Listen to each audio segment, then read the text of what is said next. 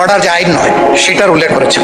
যে আদেশটা হয়েছে সেটা কি রাষ্ট্রপতি পারেন না? কিন্তু এরপরে বহু অর্ডারও, বহু অধ্যাদেশ, বহু আদেশ আইনের রূপ নিয়েছে। Fraud in the constitution. এটা একটা অন্তহীন প্রতারণা করা হয়েছে। কে করেছে? ইন্টারিম গভর্নমেন্ট এবং প্রেসিডেন্ট মিলে করেছে।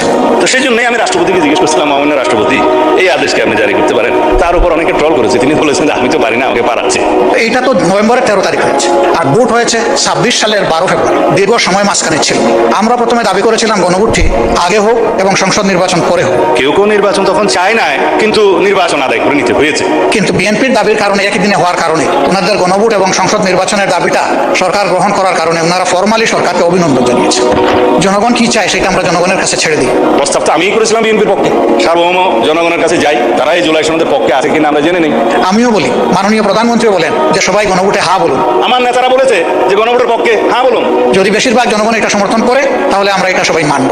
বেশিরভাগ জনগণ সমর্থন করেছে, এখন এটা মানার প্রশ্ন। জুলাই জাতীয় সনদের উপর গণভোট তো আমরা মানি, মাননীয় স্পিকার।